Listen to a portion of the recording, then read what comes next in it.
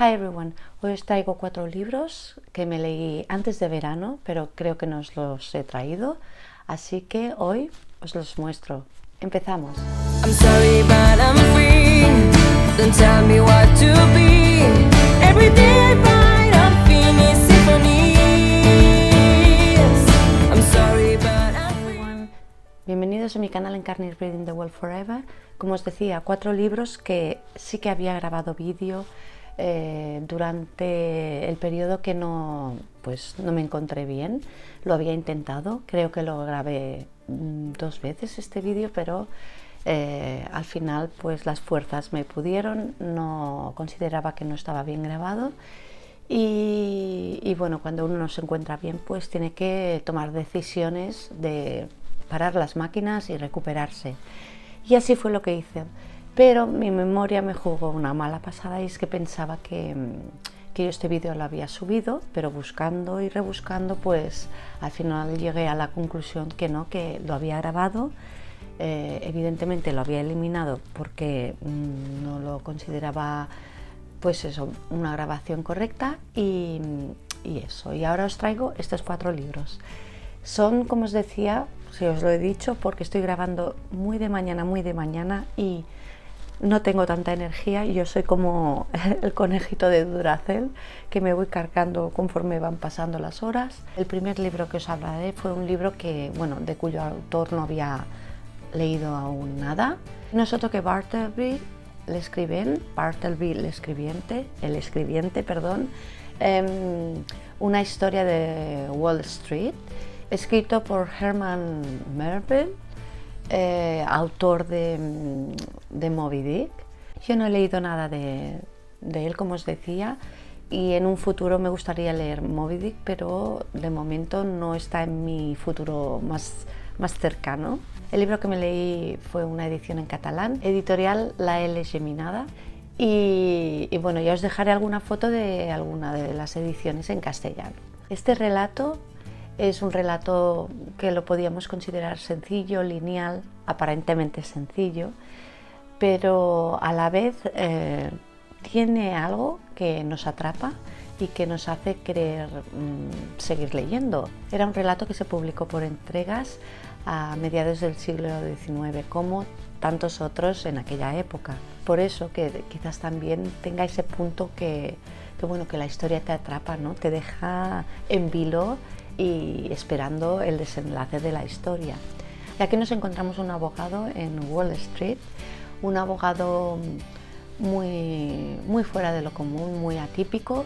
¿Por qué? Porque es un abogado dotado de sentimientos, un abogado empático que cultiva la empatía y no es el arquetipo de persona que trabaja en Wall Street, que solo vive por trabajar y no trabaja para vivir, que ante el trabajo, ante la vorágine del trabajo, del momento, del tiempo, pues no piensa en otra cosa. Su trabajo está en el eslabón más alto de la cadena y todo vale por el trabajo y por ascender en esa escala laboral. No se preocupa por el entorno, por cómo están los trabajadores, por cómo se sienten, si han tenido algún problema, sino porque trabajen y cumplan sus obligaciones y den más de lo que pueden dar, porque los objetivos son claros: trabajar para conseguir metas muy altas, llegar al estrellato.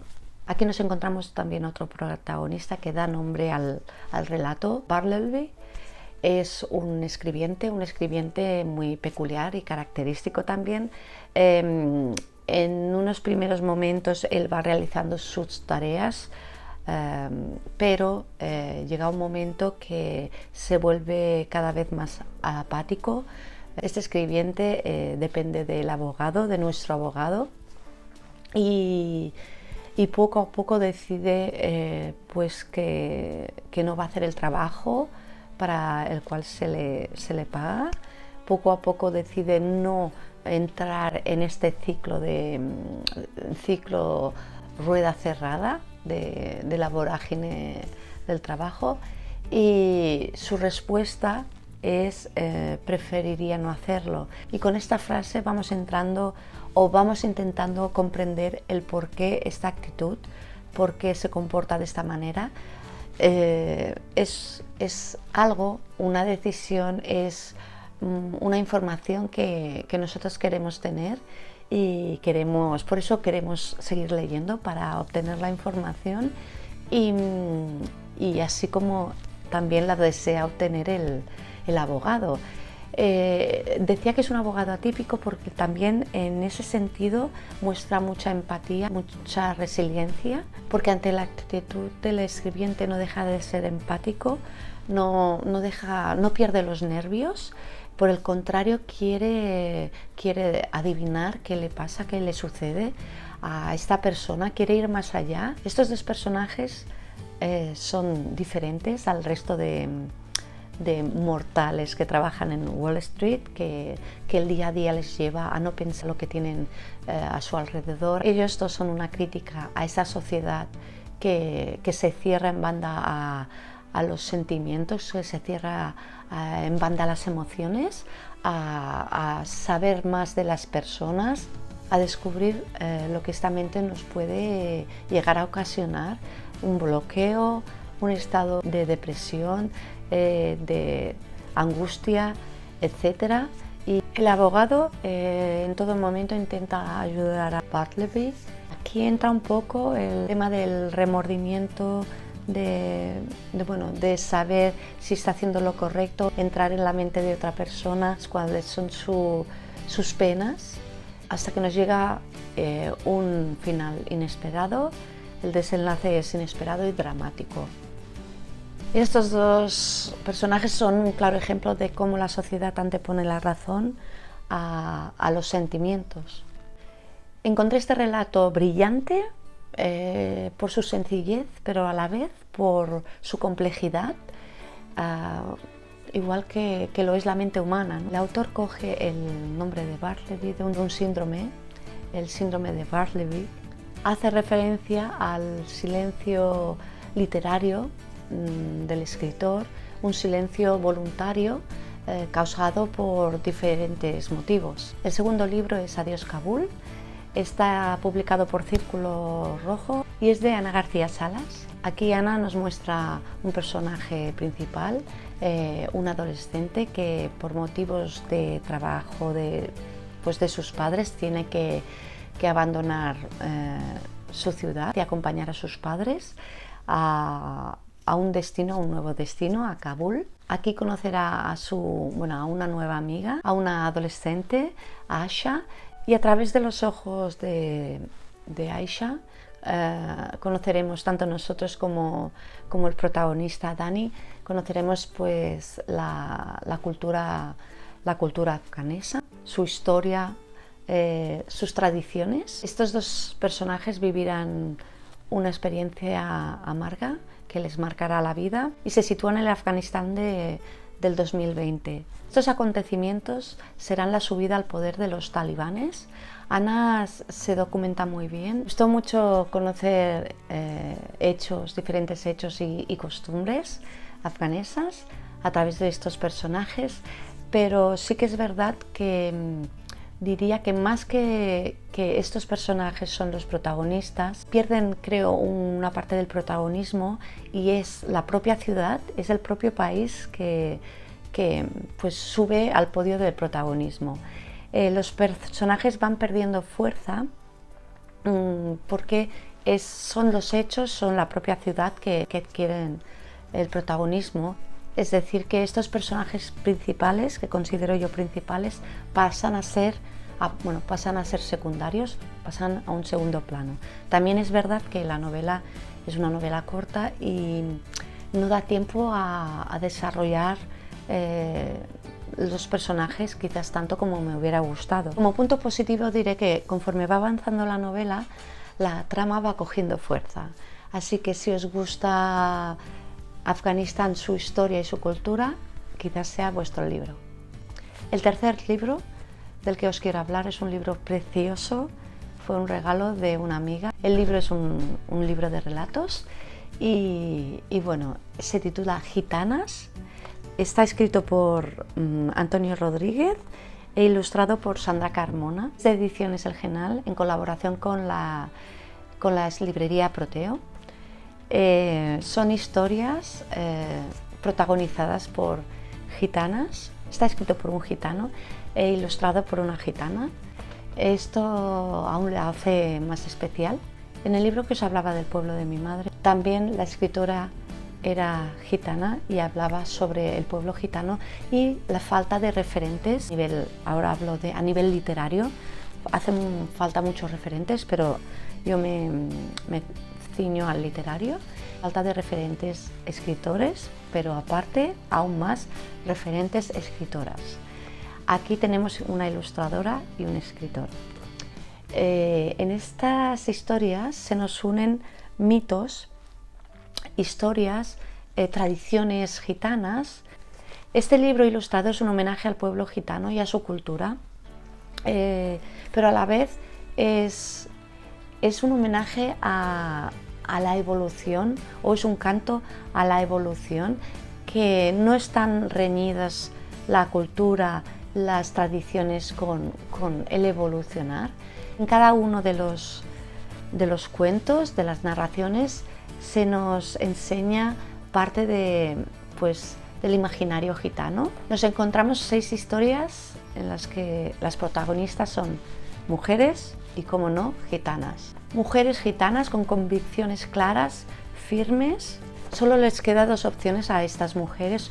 Una, continuar y aceptar lo que el destino les propone, lo que la tradición les propone, o rebelarse de una manera activa o pasiva, con las consecuencias que a veces implica rebelarse. Son mujeres que aman su cultura, que aman sus tradiciones, pero a la vez necesitan evolucionar, luchan por su libertad, por un futuro diferente, pero sin prescindir de lo que son. Historias que nos hablan de injusticias, del matrimonio sin amor, nos hablan de la ruptura, de cómo romper los muros, de los amores prohibidos, de querer a quien uno quiera y de sus amadas leyendas que están incorporadas en estos 6 relatos. El lenguaje de estas historias está lleno de metáforas, utilizando principalmente elementos de la naturaleza. Recomiendo mucho este libro porque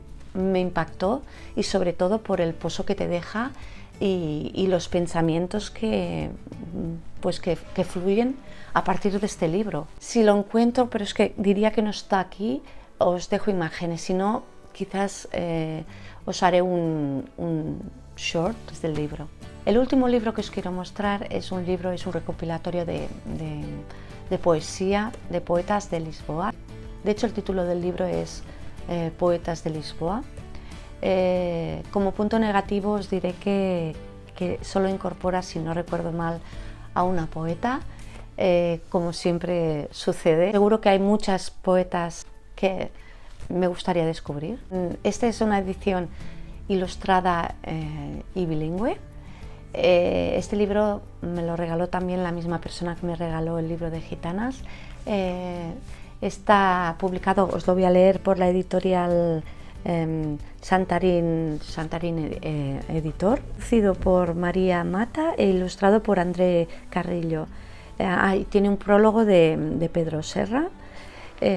Os iré apuntando los poetas que están incluidos en esta antología poética. De hecho, este libro es muy buena oportunidad para adentrarte en el mundo de la poesía y hacer una primera cata de los poetas de Lisboa. Si algún poema te atrapa, ya sabes quizás si ese poeta o esa poeta te va a cautivar. Es una prueba para descubrir si te gustaría profundizar en alguno de los poetas. Y puedo decir que los poemas que más me transmitieron, con los que más me sentí reflejada, con los que más me emocionaron, fueron los poemas de Flor Vela.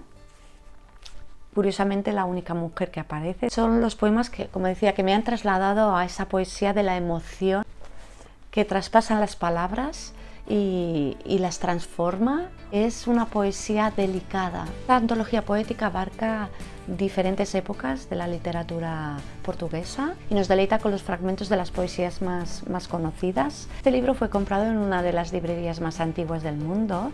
Es la librería Bertrand Libreiros. La librería fue fundada en 1732. Ya han pasado años. Y fue fundada por el francés Pedro Fauré. Y si abrimos el libro, vemos su sello, donde certifica que ese libro pues, fue comprado allí en esa librería y que es una de las librerías más antiguas del mundo. Así que si te gusta la poesía o quizás no te has introducido al mundo de la poesía, es una buena antología para empezar. Como decía, como punto negativo es que me hubiera gustado conocer a más poetisas.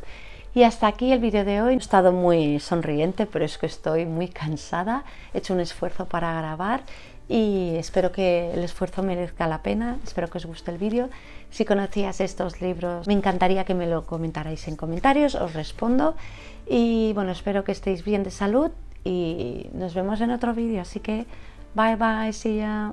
De poetas de Lisboa, ahora que lleva Hagwelin, a ver. I'm sorry, but I'm free. Don't tell me what to be.